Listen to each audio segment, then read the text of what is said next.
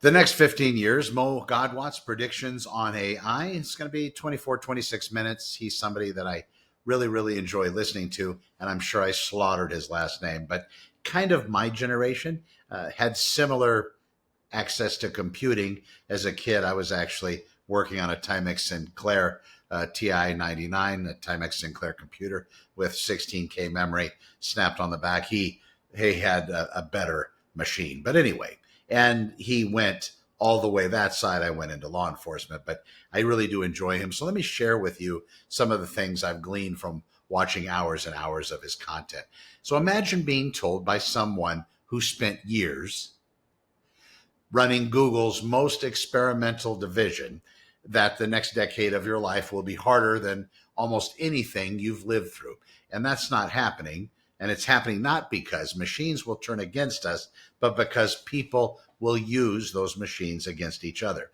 That's the warning at the center of former Google ex-chief business officer Mo Godwat. Now, recent predictions about artificial intelligence. This is what he has to say. There's many, many things, so let's get into it. Today, I want to talk you through what he's saying, why he believes it, and maybe more importantly, why he thinks you might be able to do something about it. Mo isn't a random commenter or commentator shouting about robots. He ran business development for Google X, the company's moonshot lab, for years, working alongside some of the earliest and most advanced AI research teams on the planet. Since leaving Google, he spent his time writing, speaking, and warning the public about where he believes artificial intelligence is taking us. He's not anti-technology. In fact, in the long run, he thinks AI could deliver something close to a golden age for humanity. But he's convinced that before we get there, we have to survive a very rough stretch. One, he says, has already begun. Now, over the course of dozens of interviews and talks, Mo has laid out a surprisingly consistent framework, a timeline from when transformative AI arrives, 4 rules he calls inevitable that govern how all of this is going to play out. A 2-phase future, a hard decade or more of disruption, followed by what he describes as a kind of abundance, and a set of skills he believes give ordinary people the best chance of coming out of the other side intact.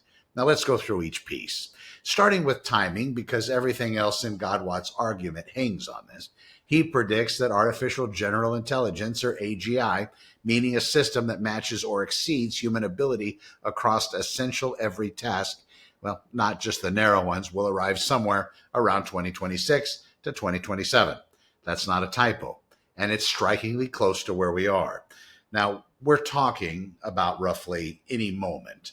What makes Mo especially concerned isn't just that AGI, or artificial general intelligence, is close. He believes that we're going to get there, and this is how he believes we're going to get there. In his view, the real turning point isn't human engineers writing smarter and smarter code line by line. It's AI systems beginning to debug, rewrite, and train their own successors, building the next generation of themselves and generating their own synthetic training data in the process. Can you imagine if a human being was able to rebuild themselves overnight? We would all be probably a lot different than we are currently. Too bad it takes so long to build muscle and get into shape and to lose a little bit of body fat. It's easy to gain, hard to lose. But if we could change it overnight, I'm sure we would all be very different. But in the synthetic training data, generating their own synthetic training data, once that happens, you get a feedback loop. Each generation of AI helps build a slightly better version of itself. And we say generation like it extrapolates over a long amount of time. These are moments to moments. That's how fast it works, because it's not just one AI entity. It's as many as are capable of being had in a computer chip, in a data center, in that particular world. And if it has enough memory, enough energy, enough bandwidth, and potentially millions and millions and millions of them all working towards the same goal, you can see how fast that actually can happen. Now, AI starts to help build a slightly better version of itself, recursive self-improvement, faster than human teams can even manage. Mo argues this compounding loop is what leads to what's often called an intelligence explosion, or a singularity, a point where capability accelerates so quickly that it becomes very difficult for humans to track, regulate, or fully understand what's happening in real time.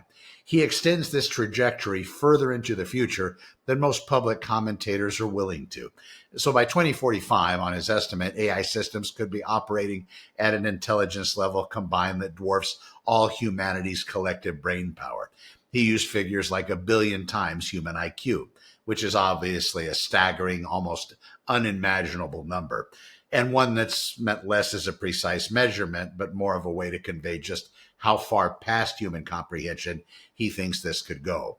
Now, if all of that sounds alarming, Mo's next point is arguably more unsettling because it's not really about the technology anymore. It's about human behavior. He frames the situation through what he calls four inevitables. Four dynamics he believes are essentially locked in regardless of what any single government, company, or individual decides to do. The first inevitable is that AI development cannot be stopped, not because it shouldn't be, but because of game theory. If one country or one company slows down or adds friction, to be careful, competitors elsewhere will not. Nobody wants to be the one who fell behind.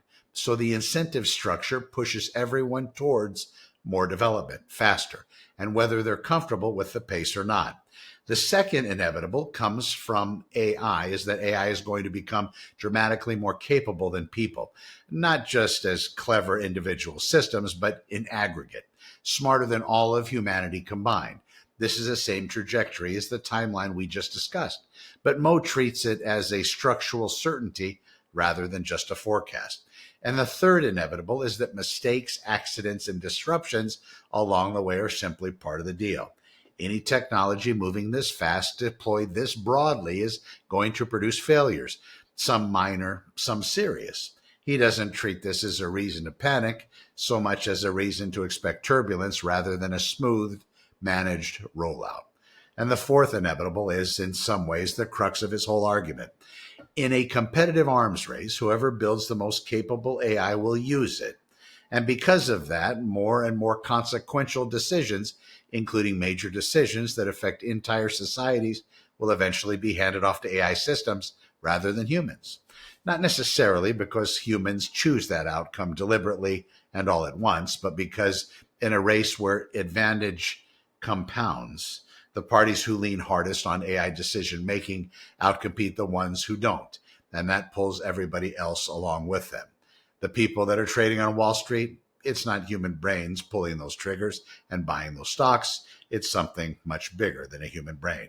So put all this together, these four inevitables are Mo's explanation for why he doesn't spend much time on the question of whether this transformation will happen or not. For him, it's settled. His focus is entirely on what happens during the transition and how people get through it.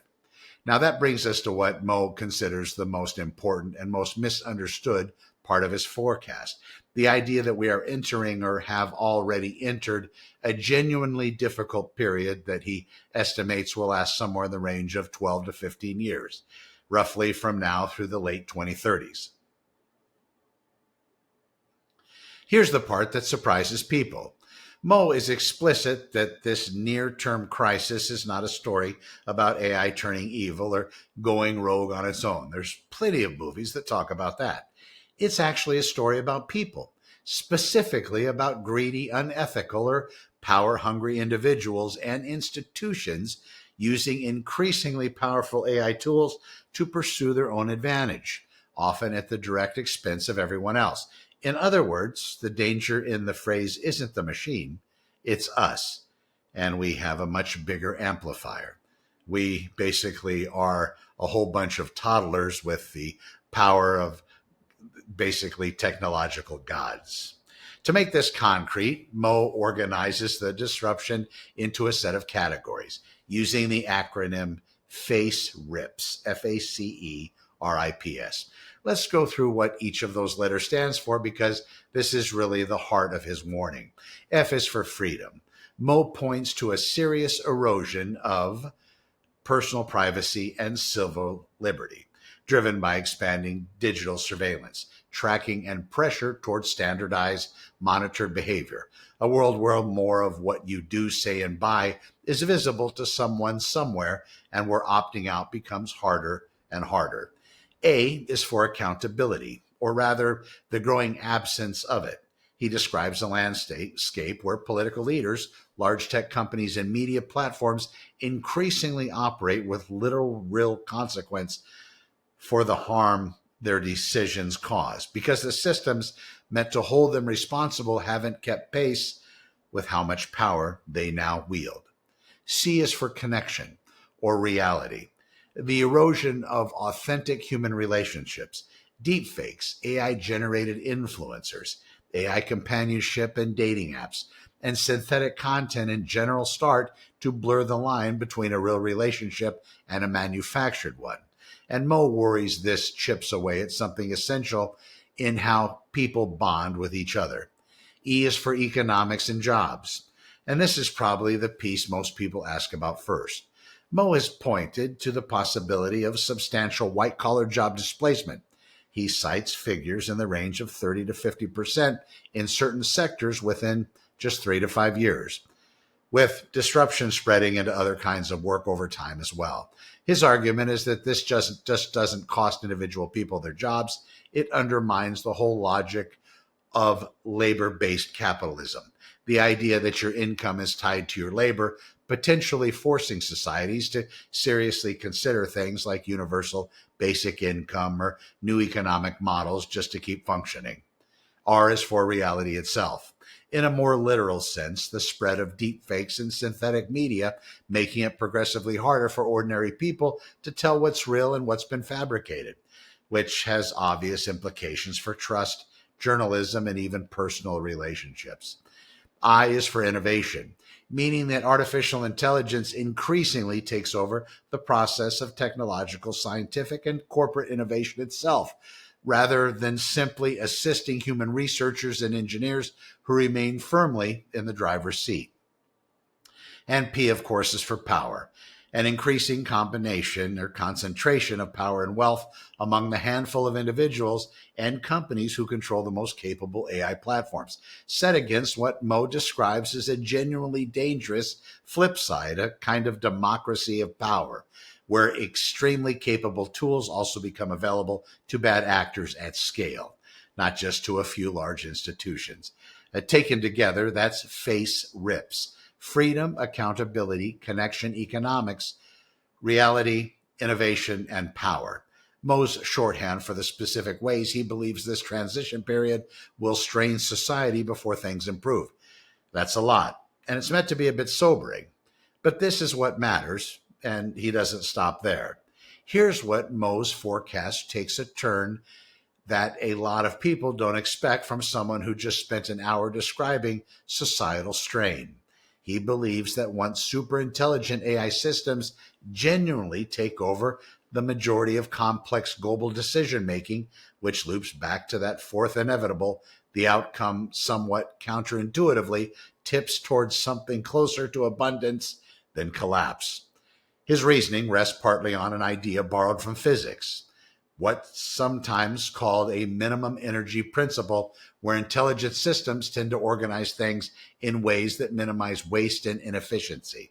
Applied to a sufficiently advanced AI managing global systems, Mo argues that things like war, large-scale destruction, environmental damage would simply look wasteful and inefficient from a system's AI perspective.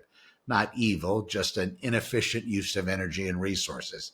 His argument is that a truly super intelligent optimizer might land on cooperative, low waste, broadly beneficial outcomes essentially by default, not because it was explicitly programmed to be kind, but because that's what efficient problem solving at that scale tends to produce. Combine that with the calls, total abundance, the idea that sufficiently advanced intelligence paired with breakthroughs in areas like molecular manufacturing could radically collapse the cost of energy and physical goods to the point where scarcity, the basic economic problem that shaped human society since the beginning, stops being the central organizing constraint on people's lives. And if that happens, Mo argues human purpose itself gets a chance to shift, freed from the requirement to trade 40 or more hours a week just to survive. He suggests people could return to a more fundamental sense of purpose, genuinely living, connecting with each other, creating, exploring, rather than organizing life primarily around a job.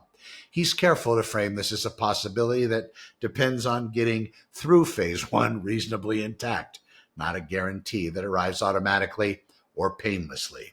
So, given all of that, a rough decade plus followed by a possible payoff on the other side, what does Mo actually tell people to do right now? He uses an analogy he calls raising Superman. And this is beautiful, and I enjoy this one very much. Imagine an incredibly powerful alien-like infant has just been born into our world, possessing abilities far beyond ours. Whether that being grows up to be a protector or a threat depends heavily on what it learns from us and how we behave around it. In these early formative years, that's his framing for humanity's relationship with AI right now.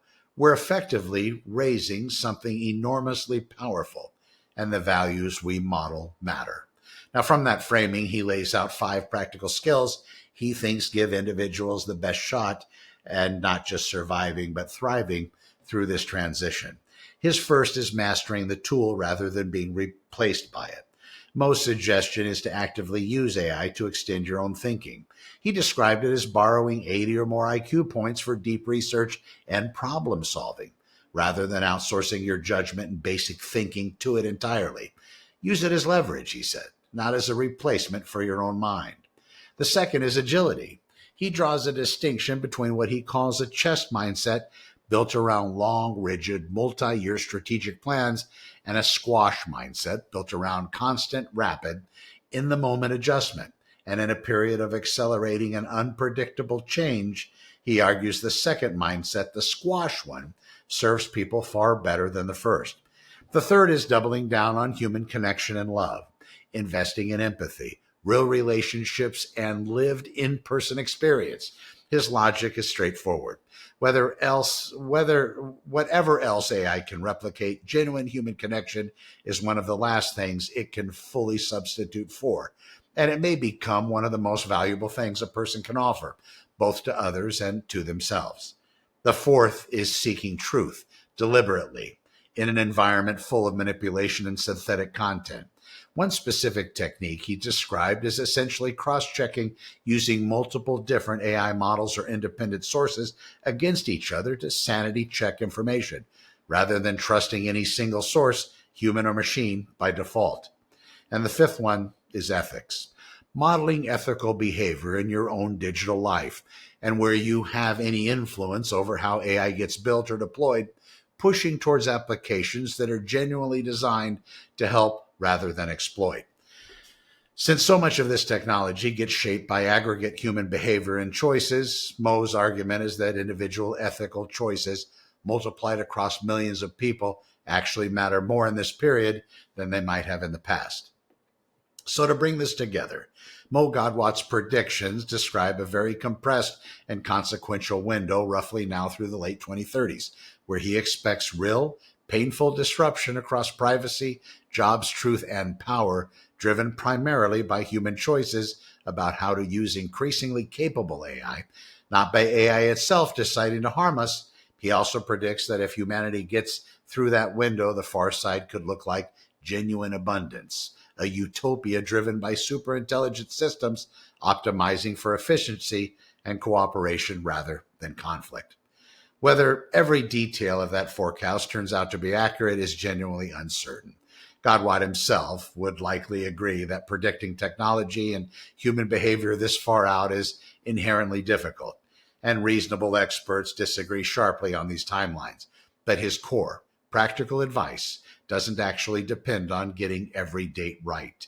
Learn to use these tools well, stay adaptable, invest in real relationships, verify what you're told, and act ethically within the influence you have.